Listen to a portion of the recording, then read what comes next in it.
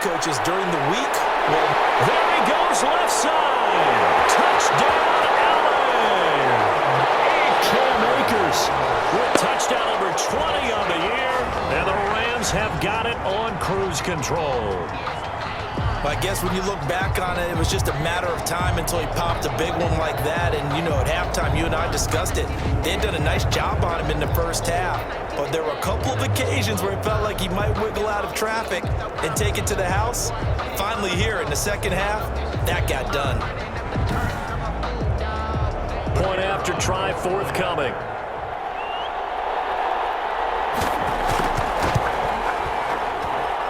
Now this one was over a while ago as they just add on to their big lead. Now, I'm not sure if they drew that play up to score, but it scored indeed. One play on the ground and into the end zone for 6.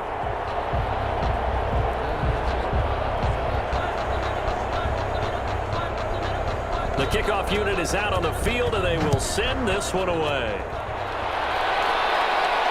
This will be fielded inside the 5. And the tackle going to be made right there at the 25-yard line. At their own 25-yard line. And out now, here come the Bengals. And last time this unit was out here, costly turnover, and then that turned into 6 points. They've got to make amends. And how many times have we sat in meetings with coaches and they use the term complementary football? Offense take care of the defense, defense take care of the offense. That didn't happen on the last possession. This is a chance for them to pick themselves back up and help their team. Yeah, we'll see if they can recoup and recover. They'll come up now 2nd and 4 from the 31. It's a pickup of 6. Brings up 2nd and 4. Now Burrow. This is the tight end, Njoku. Only 3 yards on the catch. It's 3rd down. Njoku.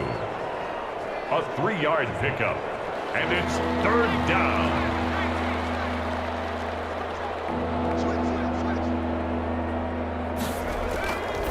Burrow will throw. And that one's going to be knocked away and incomplete. All right, they're going to try and keep hope alive here on 4th down. They're going for it. Has to be a little bit of frustration there. Back-to-back incompletions. Receivers blanketed on both attempts. This time on 3rd down. No reason not to try it there, and they do indeed convert on 4th. 4th down, trailing in the 4th quarter. They felt compelled to go for it, and they got it. Well, I'd look down at my play sheet, and what I would find, plays have been successful throughout the game that have worked in the distance you need. That's exactly what they got done. And he'll be taken down, but not before he gets into enemy territory. Consecutive catches for him. That good for 11. And the Bengals throwing now. Burrow on 1st down. He's got Njoku, his big tight end. And he'll get it down here to the 43. They'll contain him to just 4. 2nd down. One thing I think that's safe to say defensively, the tackling's been really good. And because of that, it's been very, very hard for them to move the ball because you're not getting the benefits of run after catch. They're tackling them almost on the spot. That means you have to run extra plays, harder to move it. Burrow going to get this into the hands of Mixon, his running back. And this is going to be another 1st down as the tackle's going to be made at the Rams' 19. 23 yards the pickup there. Well, this game was decided a while ago, and that completion there is going to artificially inflate his passing numbers. So right now, the only one really applauding probably his agent as he thinks about angling for a new contract.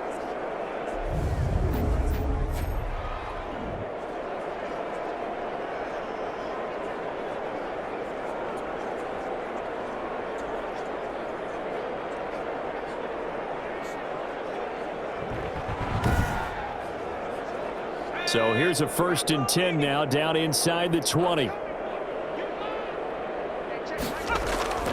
They'll run on 1st down. Mixon. And he'll get this down only to the 18. Now after that last play, there's a Bengal down on the field. And how might this affect him for the playoffs? We'll get a report when we come back.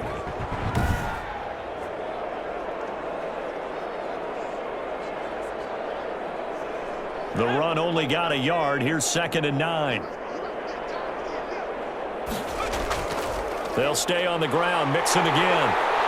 And this time they were ready for him as they'll stop him right at the line of scrimmage. It's a loss of a yard, so it's back to 3rd and 10. I think this offense, specifically this running game, they're going to have to find a way to turn the page because they haven't found a way to run it effectively thus far, and it's cost them.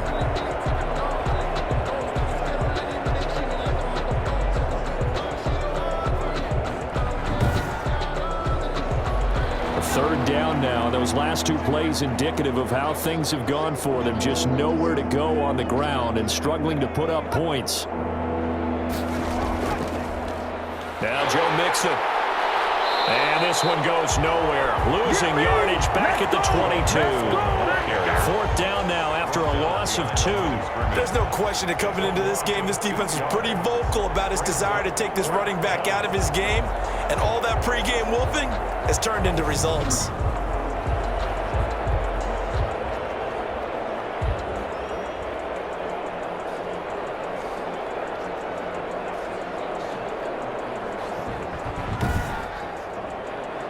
And they're indeed going to go for it here on 4th down.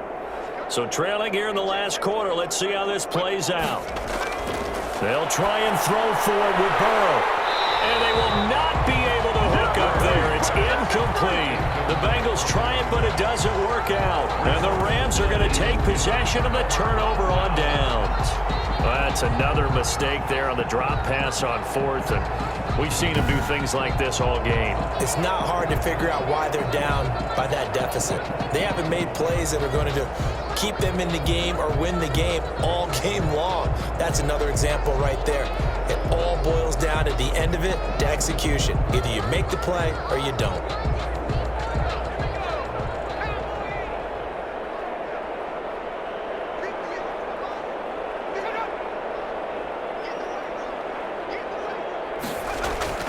They'll begin on the ground with Akers. And nothing doing. He's immediately taken down at the line of scrimmage. Brought down right at. Call it no gain on the play, and it'll be 2nd down. Brings up 2nd and 10. They'll keep it on the ground. Akers. And he'll wind up losing yardage here back at the 21-yard line. It'll go as a loss of a yard, so now they deal with 3rd and 11. Brandon, it's clearly a running situation when you're up in the 4th quarter. They're going to have to stack the box and make it difficult for them to move the ball. Made it very difficult right there. Now they need to repeat that effort. Yeah, bring 7, 8, 9, whatever it's going to take to slow them down.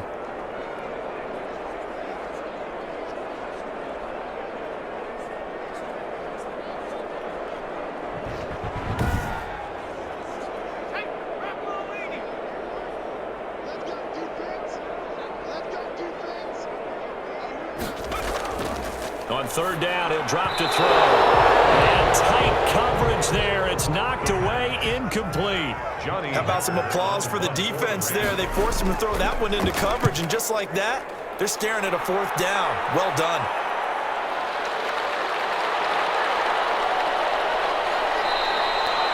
.54-yard punt, 14 on the return, nets him 40. And the Bengals will take over here 1st and 10. The Bengals set to take over. Even though they were able to force the punt defensively, still a big hole to climb out of, especially at this late stage of the contest. Burrow and the Bengals with a 1st and 10 at their own 37. And right away, he'll look to throw. And the coverage terrific there as that's knocked out and incomplete. Devin Duvernay, the intended receiver. That'll bring up 2nd down. It's 2nd down and 10. Here's Burrow setting up to throw it. This short pass into the hands of Njoku. And this will be stopped at the 44. That one good for 7 yards. They get 7 out of that, so they're left with a 3rd and 3.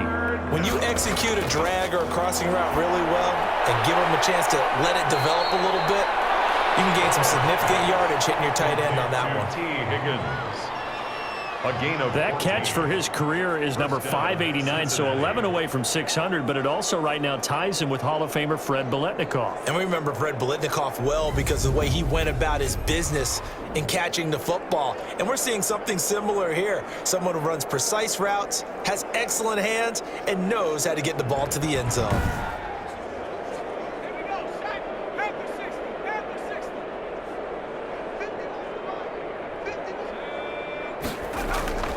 first down. Here's Burrow. And he will find his man on the outside. And he'll go out of bounds after taking it a little further down inside the 40. Out of bounds at the 36-yard line. A 6-yard pickup brings up... Again, it's Burrow. He's got Njoku over the middle. And he'll be brought down at the 27-yard line. 9 yards to pick up there, and it's a first down. 9 yards. And a Bengal first down. To the air again, Burrow. That's taken in by Higgins. And inside the 20 before he's brought down. It's a Bengal first down, a pickup of 11. Well, this game is certainly pretty well over. They can go ahead and mark it in the win column. But as a defense, they don't want to get so soft now that everybody just throws the ball all over the place against them, gets big yardage, and puts points on the board. They have pride, too, on that side of the ball. And able to give one man the slip there as he works his way forward for about 3. 14-yard line. A 3-yard pickup. Brings up second and... On second down, here's Burrow. This will be caught just inside the 10. And the Bengals are looking at first and goal as he's tackled all the way down at the 2-yard line. First and goal, Cincinnati. Now a play fake here on first down. Blitz coming, and down he goes. This offensive line flat out cannot handle this pass rush. We've seen it demonstrated time and time again to the tune of 7 sacks in this game thus far.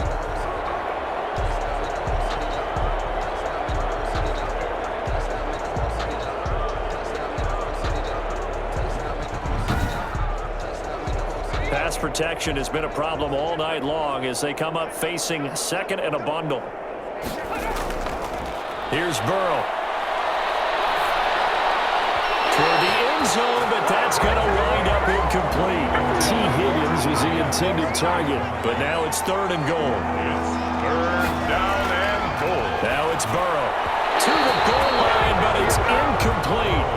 So many times when we talk about coverage, we're just talking about a defender running with a receiver, but a big part of it is understanding where the football is, finding it. In this case, when it arrived, it wasn't a surprise, and he was able to bat it away. And this is going to be intercepted. Snags it for the pick. CD, this defense, man, at this rate, they're just having fun out there right now. And normally with this type of a lead, if you're a starter on defense, you're saying, hey, let the other guys play. But with this going on, no one wants to come out of the game. They all want their shot at picking off a pass. Here's the Los Angeles offense as they get set to take possession. And after the interception, they are sitting in an even better spot with the ball and a comfortable fourth quarter lead. On first down, they'll start out with Akers. And he is brought down at the 22 after a gain of 2, and it brings up second down. He was taken down at the 22-yard line. A gain of 2 brings up... Just 2 minutes remaining here in the fourth quarter of what has been a one-sided affair. So it's Rams football here as we get you reset. From the 22, here's second and 8. And let's see what they've come up with offensively after having time to talk it over. He'll pick up only a yard there, and it'll leave him with a 3rd and 7. That's it. That's what you want. Straight ahead positive gain. Just keep that clock ticking. A gain of a yard brings up 3rd and 7.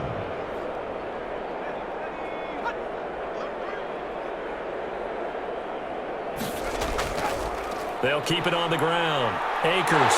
And he gets it to the 32. Good enough for a first down. That gain of 9 buys them a new set of downs. No doubt those are the types of carries they're looking for here, Charles. The lead in the fourth quarter. This is when coaches that have a reliable running game, they breathe a little easier on the sideline. Yeah, they love the idea that they can take the air out of the football at this point of the game. That means they're really counting on that offensive line, counting on the runners, taking care of the football. Because you're going to tell your quarterback, hey, no time to be a hero. We're not going to throw it here. Just eat up that clock. And if you have the ball, they can't score. From the 32 now, here's 1st and 10.